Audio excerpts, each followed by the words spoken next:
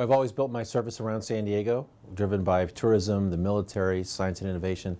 So I think creating jobs in the innovation economy is really important. I'm on a new committee, Energy and Commerce, that has that jurisdiction. I'll be also on the Veterans Committee this year, the Veterans Affairs Committee, so I'll be continuing my work to serve veterans, make sure that they're taken care of, have opportunities to get employment.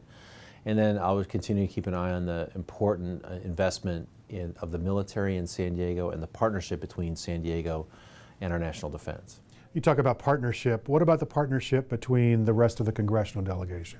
I'm really proud of how well the five of us work together on San Diego issues. I think it started with the $500 million we got to help finish the investment at the San Ysidro border crossing.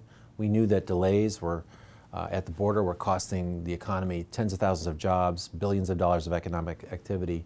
And the five of us came together, and we don't always vote alike, but on San Diego stuff we were able to work together, and we've continued to see that, that we can come together on regional issues. And I think it's a pretty good set of working operatives right now in our delegation. Talk to me a little bit about the political climate in Washington, D.C. these days. One of the most surprising things to me when I even started, and this is now my third term, so I started in 2013, was how political it is. You know, when I was the city council president, we didn't really worry too much about who was a Democrat and who was a Republican.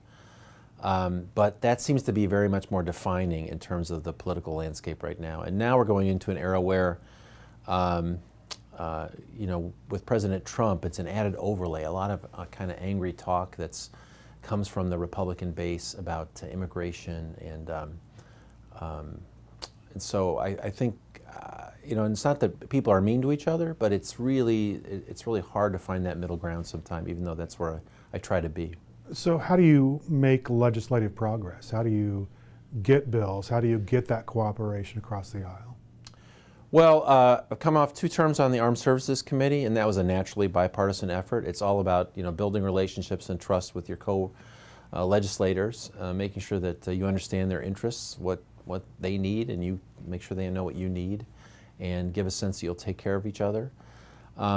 This is my second term on our bipartisan working group, which is a group of 13 Democrats and 13 Republicans who get together every week and work on areas. We're not going to fix the tax code there or immigration law, but we work on areas where we could agree on smaller things from a DC perspective, but that could make a big difference. And that's what we'll have to do. I think that the Republicans aren't going to be under some pressure to be a little bit more independent from the president, because he's proposing a lot of things that aren't naturally Republican ideas. He's sort of anti-trade. I'm a pro-trade Democrat, one of the few, and he's, you know, the way he's talking about a border adjustment tax and the wall is kind of antithetical to a lot of Republican ideas. He's sort of pro-Russia in a way that's not been traditionally Republican. And the way he's treated immigration is really bad for the business community. The Chamber of Commerce really wanted to do immigration reform. That doesn't seem to be the direction this president's headed. So I think Republicans in Congress are going to have to reach a point where they step up and say, listen, we're going to work with reasonable Democrats and other Republicans to get things done, and I'll be looking for that moment. Is that a moment that you think will happen sooner rather than later? I'm amazed at how closely they've held on to the Trump presidency even this far. We're a month in. Some of the stuff he said has been remarkable. The whole issues around his tax returns and owning a hotel, that's got to concern a reasonable legislator. The whole relationship with Putin, just to let that slide by, I don't think that goes on for long. So I'm surprised it's taken this long. I think there will be pressure growing over time from the country to take up some of these issues that we all can agree on in terms of ethics. Congressman Scott Peters, thanks very much for your time. Thank you, Erik.